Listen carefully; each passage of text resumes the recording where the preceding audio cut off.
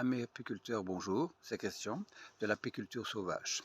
Voilà, j'ai trouvé un petit truc, une petite astuce de façon à éliminer très facilement des frelons qui viennent perturber nos ruchers. Les frelons asiatiques, comme tout le monde le sait, est une galère pour nos apiculteurs. Alors, c'est tout bêtement, en faisant mon jardin, toute une fois, j'ai utilisé un pulvérisateur. Et j'ai remarqué qu'avec les composants que j'utilise pour traiter biologiquement mes légumes, ben, j'ai pulvérisé un frelon et tout d'une fois il est tombé. Et en 4-5 secondes, il est mort. Alors c'est tout simple, hein. Il y a 3 éléments dans le pulvérisateur. Il y a de l'eau et deux autres éléments qui sont du savon. Et bon, ça je peux vous expliquer si vous allez sur le Facebook de l'apiculture sauvage. Là, je mettrai toutes les proportions qu'il faut exactement. Alors, c'est très facile à faire, hein. Vous allez dans votre rucher, vous avez votre pulvérisateur en main, et dès que vous voyez le frelon en statique devant la ruche, vous donnez un coup de pulvérisateur, il tombe à terre, et vous comptez 3-4 secondes, hein, même 5, allez, un maximum 5 secondes, et on n'en parle plus, hein. Ce frelon, il est carrément tétanisé, il est mort, hein. Qu'est-ce que je peux vous dire aussi? C'est par exemple, quand vous pulvérisez, ne faites pas un jet trop fin. Faites plutôt un jet en forme de petite pluie, de façon qu'il soit bien touché. Parce que si vous faites un jet trop fin, il repart. En général, s'il est touché par ce produit-là, euh, il va repartir, mais il ne retournera pas parce que c'est un produit qui marche très très bien. Et je pense que j'ai déjà remarqué, c'est vrai que j'ai déjà remarqué, quand il se pose par après sur un arbre, il tombe, mais après une dizaine de secondes.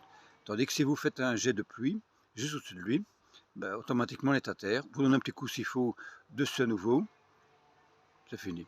Alors vous vous baladez avec votre pulvérisateur quand vous allez au trucher, c'est ce que je fais, et à droite, à gauche, et paf, paf, et voilà. En général, quand je fais mon tour, il faut compter une vingtaine de frelons que je peux détruire facilement en quelques minutes quand ils viennent perturber les ruches, hein.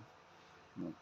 Si vous avez des questions là-dessus, moi je vais mettre sur mon Facebook de l'apiculture sauvage exactement les proportions.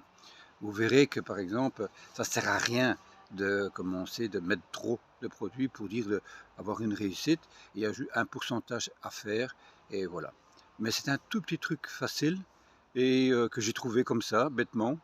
Mais je vous assure que euh, c'est agréable de dire ah, on les élimine malgré nos pièges qui sont à droite à gauche. Euh, Comme ça, au moins, on élimine une grosse partie. Voilà. Alors, il n'y a pas de danger pour les abeilles, mais ne venez pas pulvériser en direction de l'entrée de la ruche. Faites-le quand le frelon est statique. Et ainsi, vous n'aurez pas de problème.